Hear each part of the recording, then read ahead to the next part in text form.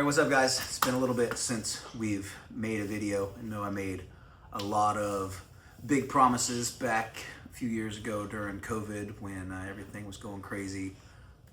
Life happened, a lot happened through there, and really just got bogged down. I wasn't able to continue making videos like I said I would. But now kids are older, doing their own things, and now all of a sudden they think that dad needs to keep making videos. So now I've got a whole production crew standing behind the camera telling me what to do and wondering why I haven't made a video yet and really pushing me forward. So we're gonna do our best to try to post semi-regularly. I'm not gonna make any crazy promises that it's gonna be a video a week or even a video a month, but we're gonna do our best to try to bring some consistent sort of content to you guys. And I really feel that my niche is my reviews and recommendations on the tools. That's my most popular video thus far, is my review on all of the different manifolds and what my recommendations were. So that's sort of where I'm going to focus. This is my oldest son's idea. He said that I need to make a van tour, thought it would be cool. So that's the first thing that we're gonna do.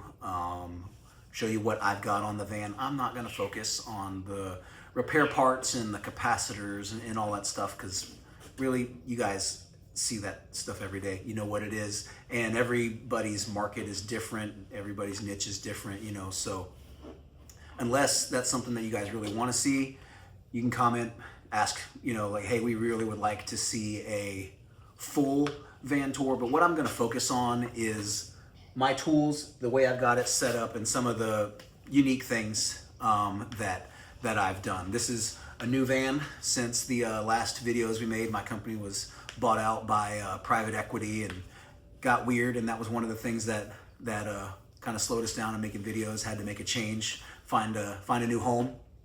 But this is my new setup. As you can see, I'm a Milwaukee fanboy. I really don't apologize for it at all. All right, I just got the countdown from my kids that says we're good. So if it comes out poorly, it's their fault. You can blame them in the comments.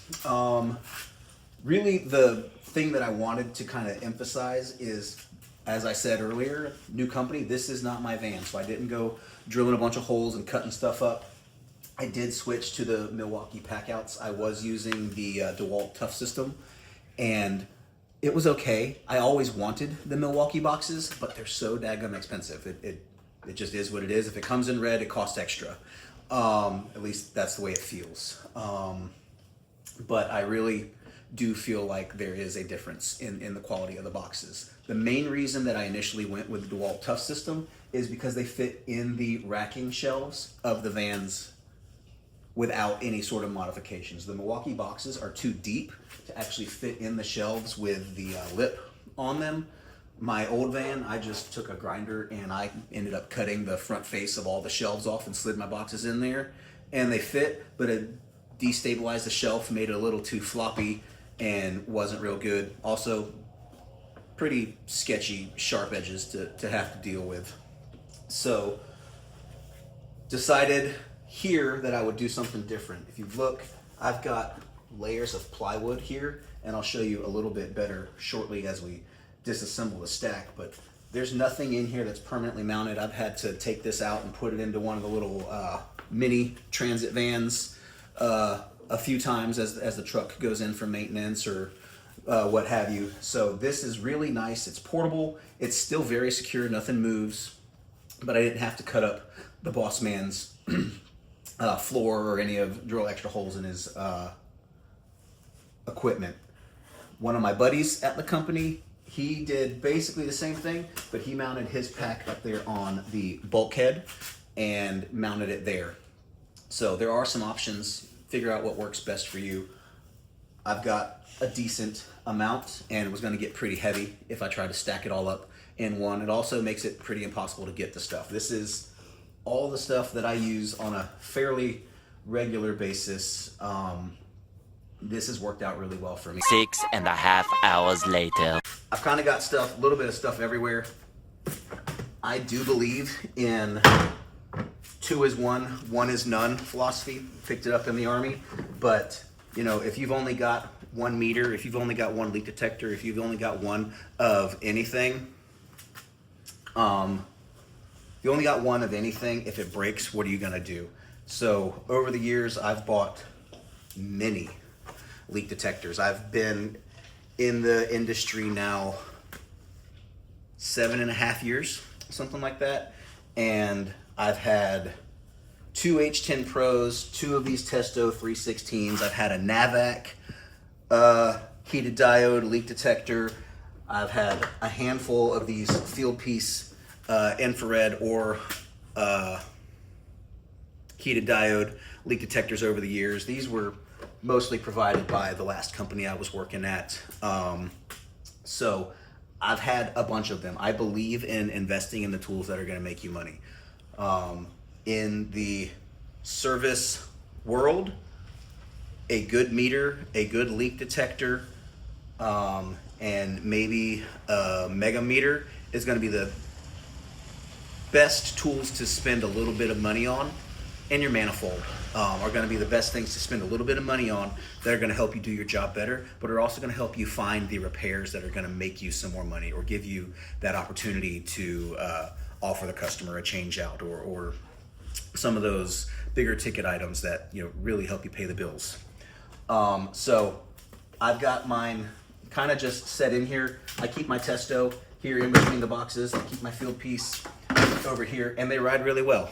They don't move around unless I'm overly aggressive on the brakes, but I like the way that I have that here. I'm just gonna set those down out of the way. And then this actually I just added when I was getting ready to make the video. I told you I was switching from the DeWalt boxes to the Milwaukee boxes, and I found this parts organizer in the garage that had just kind of been shoved in a corner when we moved out of the storage unit in between houses. But this is just full of extra electrical fittings, small terminals and butt connectors. This isn't what I typically go to for a repair. This is what I would backfill from when I'm in. I have a small parts kit here. I keep a couple small fittings here. I've got a big box of electrical stuff here, but I can't fit all the little small stuff. So it's really just for backfilling. A few inches later. Like I said, I use this ammo can as my main toolbox.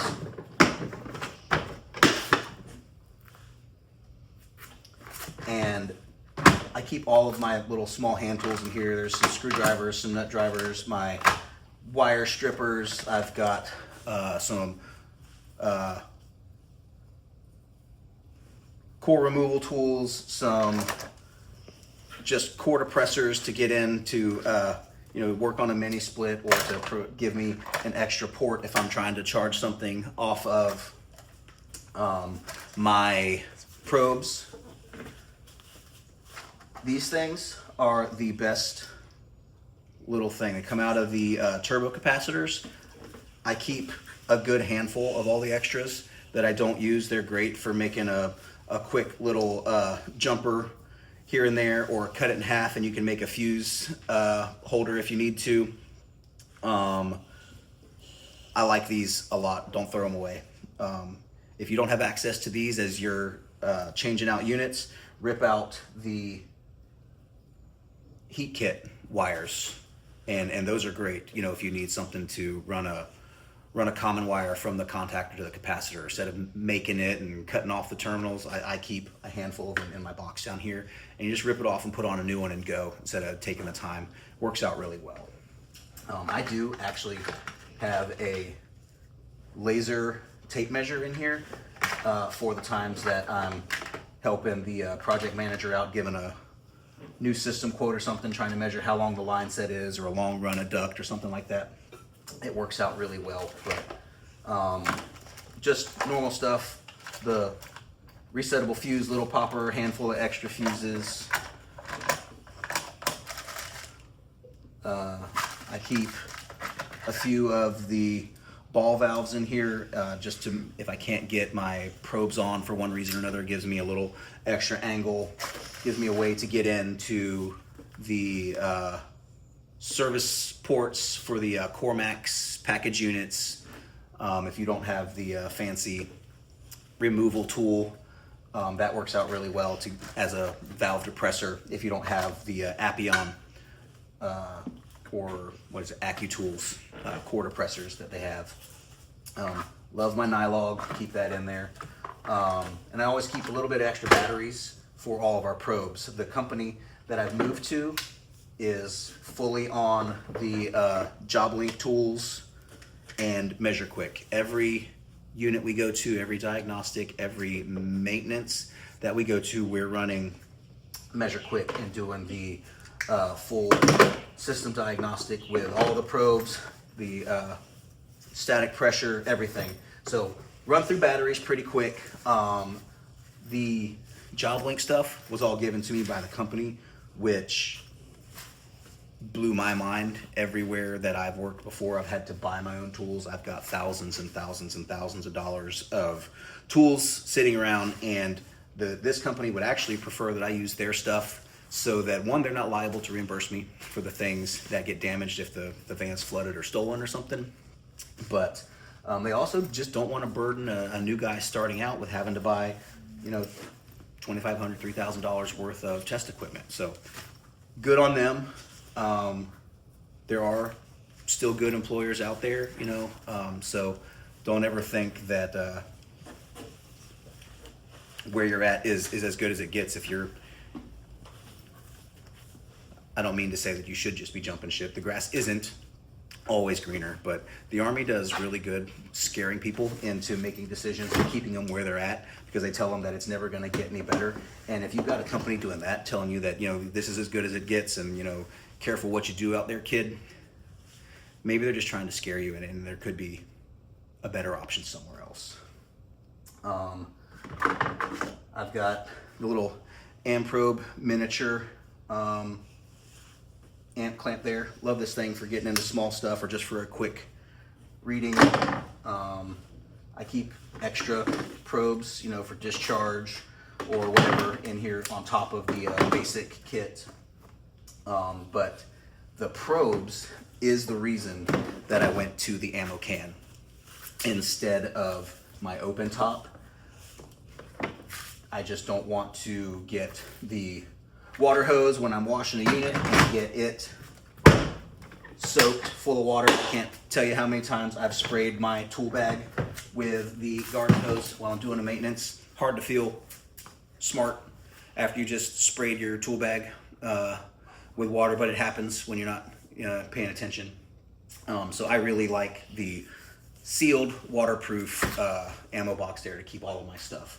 And then, like I said, the open top it's just grab and go tools. It's extra nut drivers, it's extra batteries. I've got my FLIR thermal camera in here. I've got a Milwaukee digital angle finder that really doesn't have anything to do with air conditioning stuff. That's more from a table saw, but it's here. Blowgun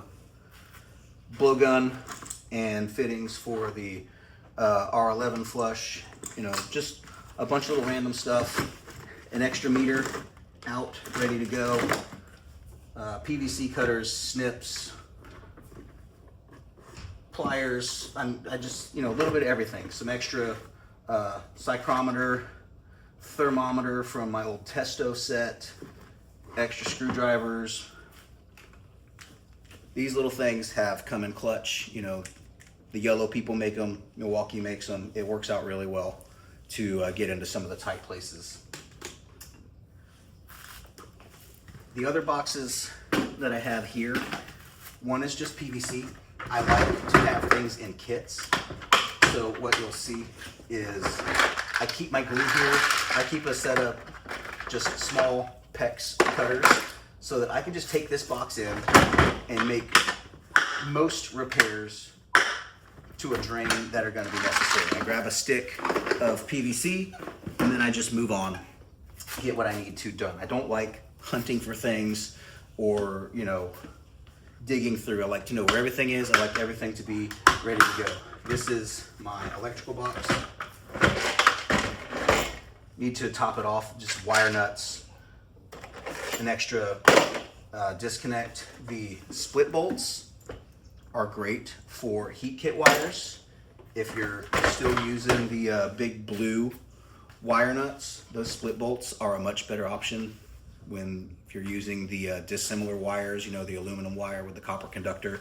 They heat over time at different rates, expand and contract, loosens the joint. Eventually you have a melted wire nut. That split bolt clamps down on there really good. If you're gonna do it, use the cloth electrical tape, not the cheap vinyl stuff.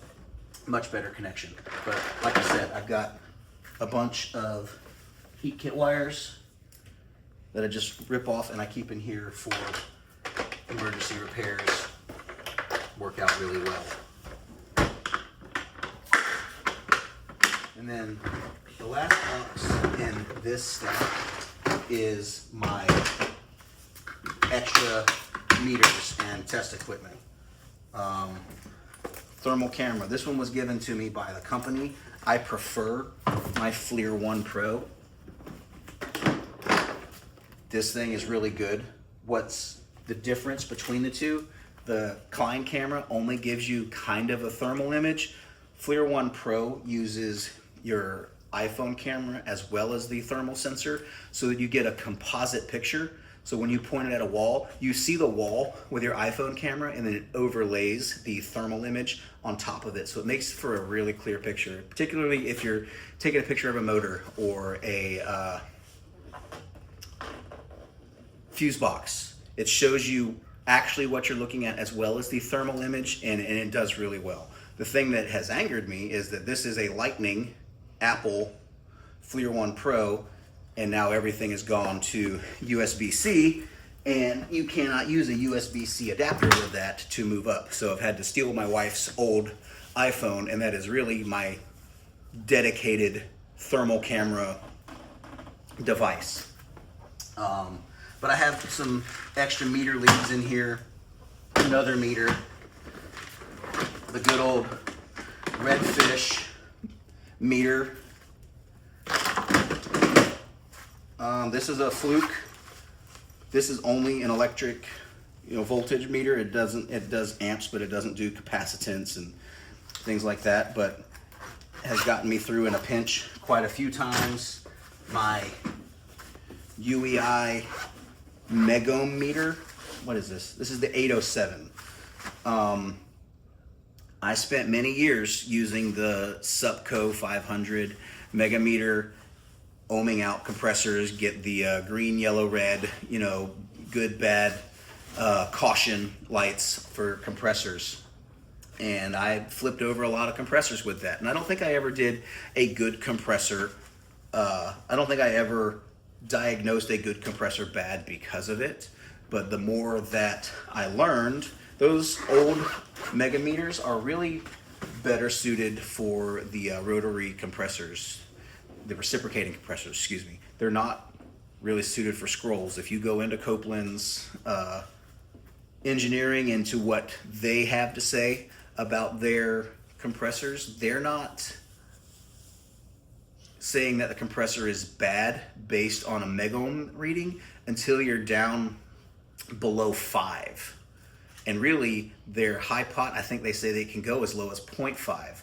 But as far as Copeland's concerned, unless it's 5 or below, they're not going to say it's bad just off of the insulation value. But you're never going to know that if all you've got is a red light that goes off at 50 mega ohms. Here, this one's pretty high quality. This was an expensive purchase, but I like to know that I'm making a good measurement. I know that the HVAC school did some Amazon budget meter tests. It's been 3, 4, 5 years ago probably, but even then they were getting a reading instead of just a red light, and they were much better. This is a very good one. This has the remote test button on the probe. I like getting the reading is the point that I'm trying to get at. There is take the time and buy a good one. I've got some electrical testers, if you're trying to trace down a circuit and make sure where my breaker is, or do I have continuity through my thermostat wire. You've got the units where you're in an apartment and you're trying to figure out which unit's which, or do I have a break in continuity in one of the wires or whatever. You clip this on and you can trace down where your problem might be. Day 2, day 3, day 4. A few moments later. All right, we're back. I put everything back together. Mrs. Nadessa at HVAC decided to open the door really slowly and make a good long creaking sound. So had to tend to her and then get back to it. But up here, I keep my pump sprayer for doing indoor coils. You know, it's gotta be there. That seems as good a place as any. One of the things that has been pretty handy is this is just the magnet off of one of those Supco umbrellas that the wind destroyed. Works really good to hold your hose or your extension cord. And then back here is one of the magnet mounts for a UV light. Holds my vacuum hose and then my drain pan clearing hose. You young guys that are still carrying a shop vac up and down the stairs and dumping it in the toilet and staining people's carpets and breaking your back and all that stuff, take your vacuum cleaner, hook it up to the drain outside. That way you get the drain cleared out. Make sure that you can hear the suction of the vacuum up there at the air handler, furnace, whatever. Cut the drain line. Stick this threaded coupler onto the end of your drain line. I've got this is brass, but it could be PVC. Threaded barb fitting with a piece of, I think this is 1/2 inch. Anyways, and then you just suck your drain pan out from here. You hear your vacuum kick up into the high gear because you hit the float switch shut off on it. And you just go out, dump the vacuum outside, do it over and over and over again. And if it's really full, you can just leave it in there in the pan and just tend to your vacuum cleaner outside. Let it go on and off. Particularly here, South Georgia, 130, 140 in the attic. You don't want to sit up there and babysit the drain line for very long. This has been time saver, money maker, best little thing. Good tool, made it, doesn't cost anything. It's all van parts, but it just lives there on that magnet from, like I said, a UV light. The other ammo can is my pullers for blower wheels. Well, I don't even know who makes this thing now. I think it's a Supco, something like that, but little small residential fan puller. I've got the hooks and all that stuff that I've never used. I keep some fem combs in here, random bits and stuff for my drill, because my good hammer drill lives here right now. The other ones are up there from first generation. But inside of here, I've got a handle just in case. A 12-volt multi-tool for I don't know why. And then this is my commercial fan puller that I bought when we were doing a bunch of commercial industrial work at the other place. My philosophy for you younger guys is if you need something more than once, go buy it. Borrowing it from another guy and he's missing opportunity, or you don't get it back to him, or you break it, or whatever it is, or you show up and then you need it the third time and you don't have it. If you need something more than once, go buy it. And the end of the day, you're gonna make money. I don't need that thing anymore, but it lives there. The company I'm with, we're starting to get into the commercial space now, so maybe there's gonna come a time where we're gonna have to pull some of the big stuff apart again, but I have it just in case. So all that stuff lives inside of this ammo can. Put it back real quickly.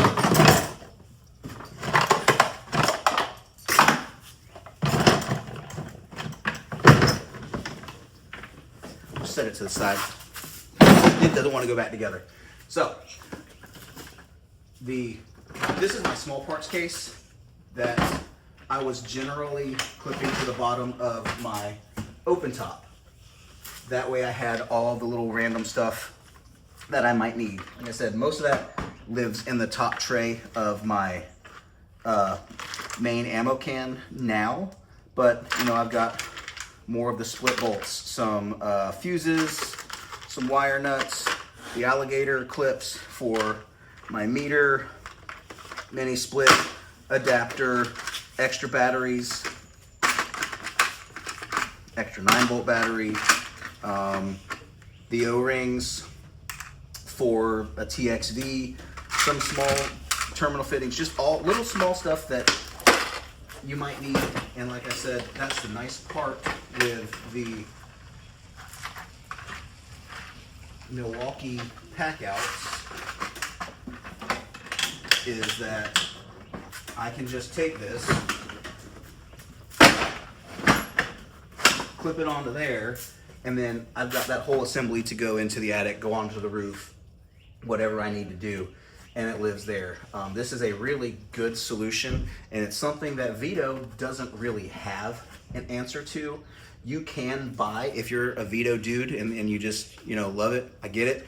I love my Vito bags, but they encouraged me to carry around too much crap. That's why I got rid of my Vito backpacks, is I was carrying everything that I could possibly think of around with me. Kind of dumb army days, I'm used to carrying a rucksack. I might as well carry a rucksack at work too, and it hurts, and there's no reason for it. Carry the stuff that you're gonna be able to do 70% of the work that you need to. You don't have to have that unicorn tool that you needed once 3 years ago. It can leave your bag, it can live in the van, and you can come back and get it. If you're going back and forth to the van 3 times in one call, you need to rethink what you're doing. But there's no reason to carry everything that you could possibly ever need or want on your back. But Vito doesn't have an answer to this. You can buy the Packout feet for the bottom of your Vito bag and then clip some of this stuff onto it if that's what you want to do. I just didn't want to go through the hassle of measuring and screwing it in and all that other stuff. This is an all-in-one solution done for me, and I like that. So now I gotta unhook it.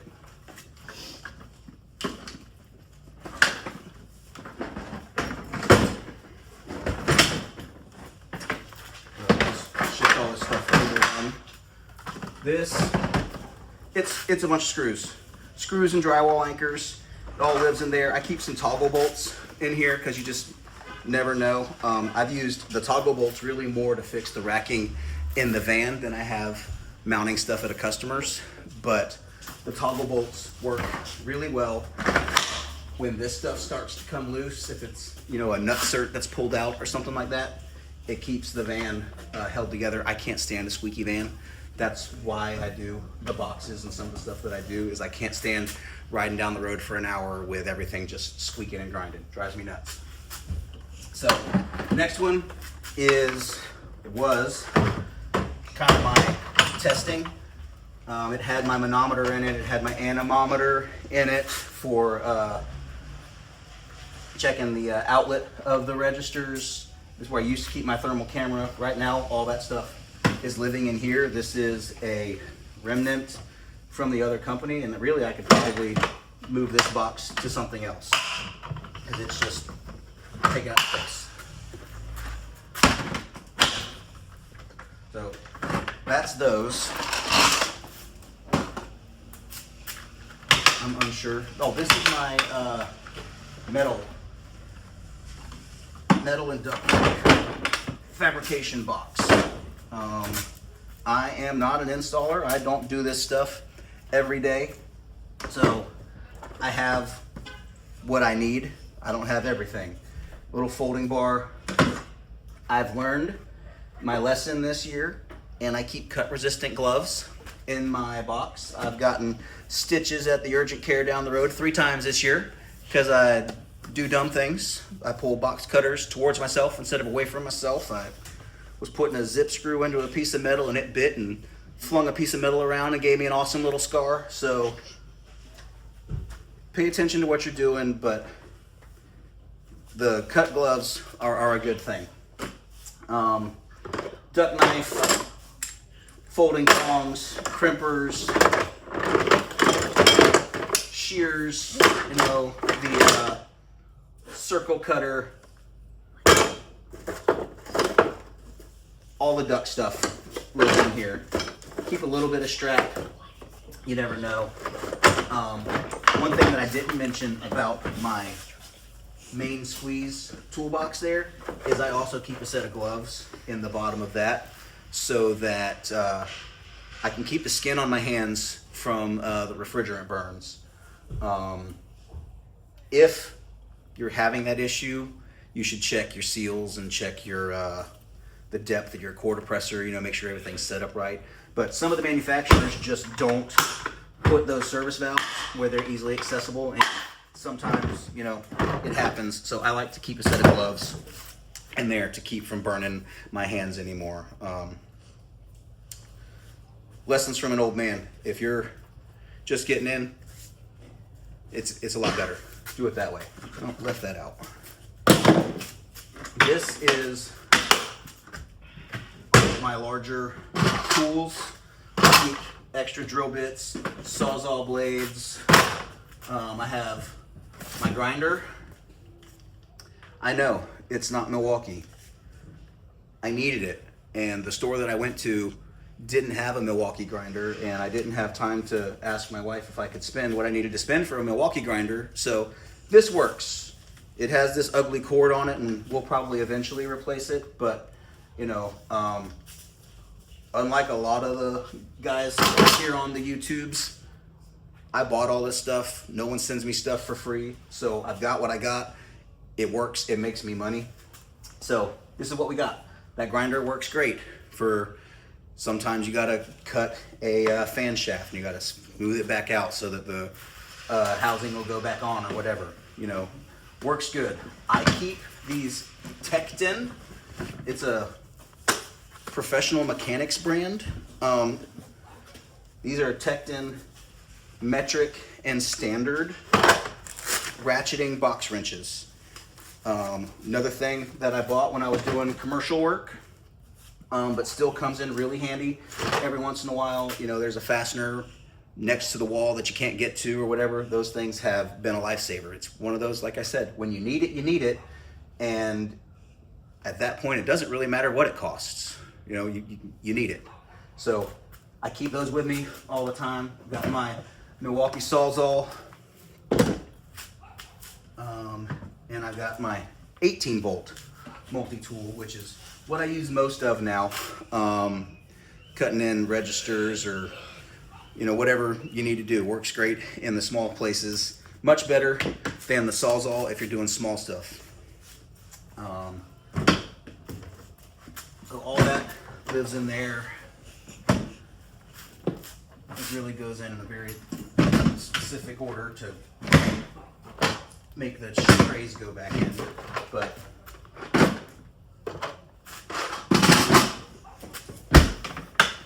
this is all kind of stacked in what order I actually use things. So this is just extra hand tools, extra stuff. Stud finder, every once in a while, might need it. And this is where my pipe wrenches are. We do have gas in our market, but we're predominantly heat pumps, so I don't do a whole lot of it day in and day out. I used to have all my extra hand tools, nut drivers, all that stuff in there when this was my tool bag. Now only the big stuff lives in here, and all the small stuff for extras, you know, I keep it all here. Grab and go. I like it real handy. The other stuff, you know, hose, extension cord, obviously. So much later that the old narrator got tired of waiting and they had to hire a new one. Keeping with the, I'm trying not to drill holes in the boss's stuff, again, held on with magnets from, these are GPS ionizer magnets for the inside of the unit. This is a Harbor Freight magnet that a guy from church gave me for free, and I keep it here. Keep some extra screws on, capacitor strap, some blower wheel set screws. I've actually never lost one, but I fear it so much that I have some here and some there for blower wheels and condenser fan motors, just in case. I do have a little razor knife that I keep right there, just in case. It fits inside of the magnet, so it won't actually cut me. And then the GPS magnets hold it there so that I don't gotta cut the boss's stuff up.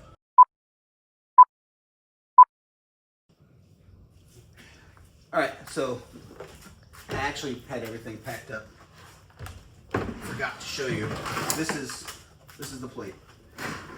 Pulls out. I've just got 2 strips cut out so that it goes over the unistrut there. Channel, not unistrut, whatever that is. C-channel sits right there, and then everything sits flat, stays secure, doesn't go anywhere.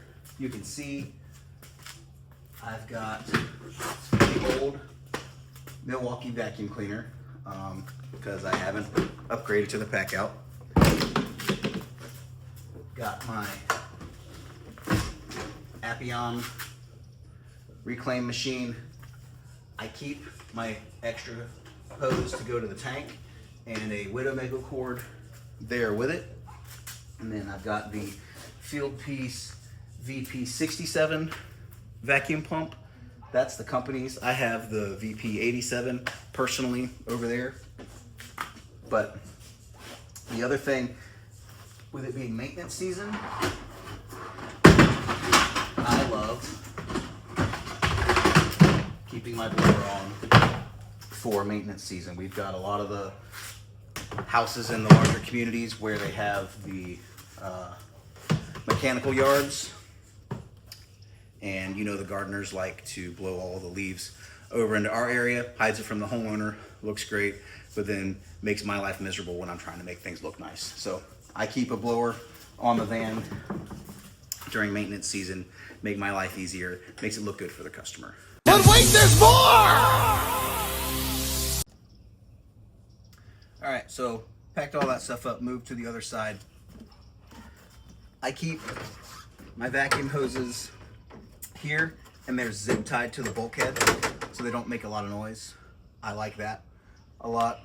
Torches sit here on just a bungee cord to keep them from going crazy, along with my nitrogen.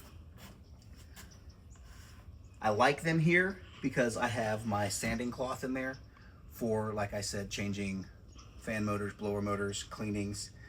That way I can sand the shaft down if I need to. Another one of those Harbor Freight magnets keeps all my stuff. I've got extra nut drivers here for the different condenser fan, blower fan mounting bolts, 3/8, 7/16. I've always got the 1/4 and 5/16 in my pocket with my drill. And then this is an 11/32 nut driver that I found somewhere. 11/32 a lot of times is the size of the nut that holds on the condenser fan to the top of the condenser shroud. I've got a 1/4 inch ratchet set, a 3/8 inch ratchet set. Both of those are from Tecton. I use the 1/4 inch set quite a bit for the fan motors for that 11/32 bit. Deep socket works out really well. I keep a respirator mask here for doing compressors, reversing valves, accumulators, so that I don't gotta breathe in the phosgene gas. That's worked out really well for me. Call me a lightweight if you want to. I keep a set of the Milwaukee fish sticks for running thermostat wire, electrical wire. These glow in the dark so that you can see them really well. Been really happy with these. I added, I think, 2 extra high flex sticks to the kit but they all sit in there and stay nice. And I keep a broom over here. I like to keep the van swept out, keep it clean as much as I can. Everybody's got refrigerant, you see that. I like a first aid kit. My scale sits here, and this little 4-foot ladder has been a lifesaver. There's many times that I need this, that I need a ladder where a 6-foot or an 8-foot is entirely too much overkill. Company provides this giant foldable monstrosity. It's very heavy carrying in and out of a house, especially if you're just trying to reach a filter. This little 4-foot ladder is a lifesaver. I've got it bungee corded to the bulkhead, and then I have a 10x10 canopy that I just wrap the strap around and hold that there. I have my Testo 557s and my Navac analog gauges here on a little bungee with a ball so that they're always right there handy. This is another first aid kit from my Army days that I keep there. It's got tourniquets and splints and all kind of stuff. Excuse me. We spend so much time on the road, going back and forth, you know, there's lots of opportunities to be able to stop and help people. I've put out 2 car fires going through downtown Savannah, you know, just happen upon stuff. So I like to be able to help out when I can. This giant aluminum box came with the van, but that's where all our chemicals live, so that it keeps everything nice and clean, nice and organized down there. I keep some rubber boots for muddy backyards that don't drain, so I keep my feet clean. And then the other stuff is all of my tools that sit up here. I like keeping this little, I think this is a 25-foot with the multiple outlets. That's come in handy before if I needed to charge a tool while doing my vacuum at the outdoor unit. This is a torque wrench for the mini splits. This has the adjustable head on it. This is nothing fancy, Amazon special, but it gets the job done. Same thing here. This is a bore scope, Amazon special, but it gets the job done. I know I just said that. I bought a very nice Milwaukee bore scope that does really well, takes great pictures, but the head is entirely too big to fit into a furnace. So I've used it hunting wires and walls and things like that, but I believe the head on this unit is like a 1/2 inch. It's massive. Trying to run that through a furnace, it doesn't work out. So this was a purchase I made a few years ago. Didn't really think it through, but it has come in handy. But this is like $500. This is less than $100 on Amazon. Comes with a really long, really thin head on the bore scope. Slides in and out of a limit switch on your furnace. There you go. Half the size or better of that Milwaukee. So that's come in very handy. Heat kit inspection, heat exchanger inspections and whatnot. This is an empty case for my Navac manifold. If you haven't watched my video on manifolds, I think everyone should start off with a analog set, learn what the pressures and the temperature relation and all that is before you let a computer or a set of probes tell you what to do and you have no clue why. These never break. The battery doesn't go dead. Having a set on hand is always a good idea. Navac, I think I paid $100, $120 for the manifold, hoses, and this case, and it's just a smoking deal. I think everybody should have one. The test load kit is empty as well because the manifold is there, but I've just got extra hoses and fittings and Appian core tools that need to be rebuilt because the rebuild kit is the same cost as buying a new one. So I just buy a new one and save the time. And then my Hillmore bender set has been clutch running line sets. Again, like I said earlier, I like things to work well and look good. So make it run nice and snug along the house. Make the bends look nice. Instead of using a whole bunch of elbows, you know, it makes your life a little bit easier if you don't have so many joints to braze together. It's less likely to have a leak. You don't have to add as much Freon because of the equivalent line set length. All those things. Get a bender.